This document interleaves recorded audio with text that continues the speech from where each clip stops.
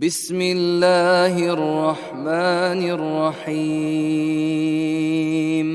اے محمد اب کہہ دے کہ مجھے وحی کی گئی ہے کہ جنوں کی ایک جماعت نے قرآن سنا اور کہا کہ ہم نے عجیب قرآن سنا ہے جو راہ راست کی طرف رہنمائی کرتا ہے، ہم اس پر ایمان لا چکے، اب ہم ہرگز کسی کو بھی اپنے رب کا شریک نہ بنائیں گے، اور بے شک ہمارے رب کی شان بڑی بلند ہے، نہ اس نے کسی کو اپنی بیوی بنایا ہے نہ بیٹا،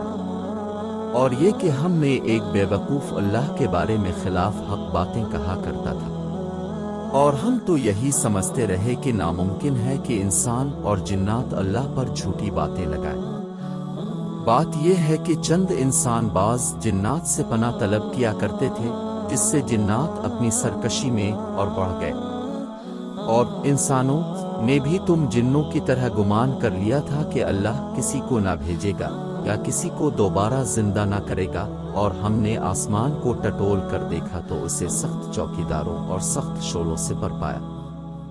اس سے پہلے ہم باتیں سننے کے لیے آسمان میں جگہ جگہ بیٹھ جایا کرتے تھے، اب جو بھی کان لگاتا ہے وہ ایک شعلے کو اپنی طاق میں پاتا ہے۔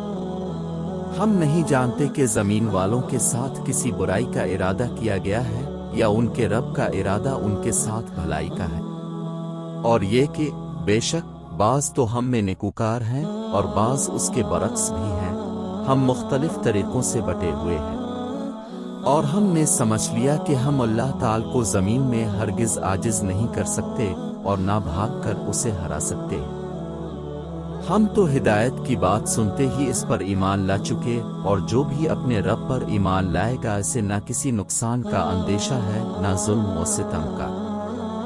ہاں ہم میں بعض تو مسلمان ہیں اور بعض بے انصاف ہیں، بس جو فرما بردار ہو گئے انہوں نے تو راہ راست کا قصد کیا،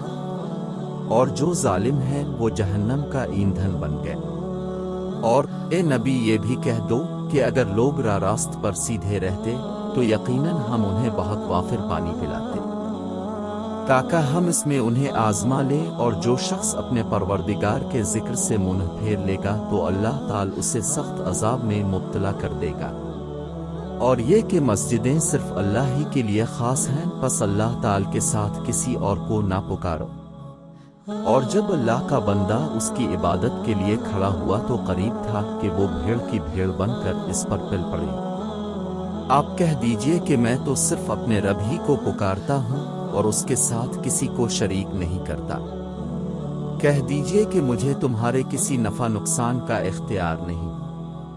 کہہ دیجئے کہ مجھے ہرگز کوئی اللہ سے بچا نہیں سکتا، اور میں ہرگز اس کے سوا کوئی جائے پناہ بھی پا نہیں سکتا۔ البتہ میرا کام اللہ کی بات اور اس کے پیغامات لوگوں کو پہنچا دینا ہے۔ اب جو بھی اللہ اور اس کے رسول کی نہ مانے گا اس کے لیے جہنم کی آگ ہے، جس میں ایسے لوگ ہمیشہ رہیں گے۔ ان کی آنکھ نہ کھلے گی یہاں تک کہ اسے دیکھ لیں جس کا ان کو وعدہ دیا جاتا ہے، پس ان قریب جان لیں گے کہ کس کا مددگار کمزور اور کس کی جماعت کم ہے۔ کہہ دیجئے مجھے معلوم نہیں کہ جس کا وعدہ تم سے کیا جاتا ہے وہ قریب ہے یا میرا رب اس کے لیے دور کی مدت مقرر کرے گا۔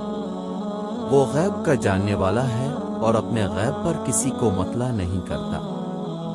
سوائے اس پیغمبر کے جسے وہ پسند کر لے، لیکن اس کے بھی آگے پیچھے پہرے دار مقرر کر دیتا ہے تاکہ ان کے اپنے رب کے پیغام پہنچا دینے کا علم ہو جائے۔ اللہ تعالی نے ان کے آس پاس کی تمام چیزوں کا احاطہ کر رکھا ہے اور ہر چیز کی گنتی کا شمار کر رکھا ہے۔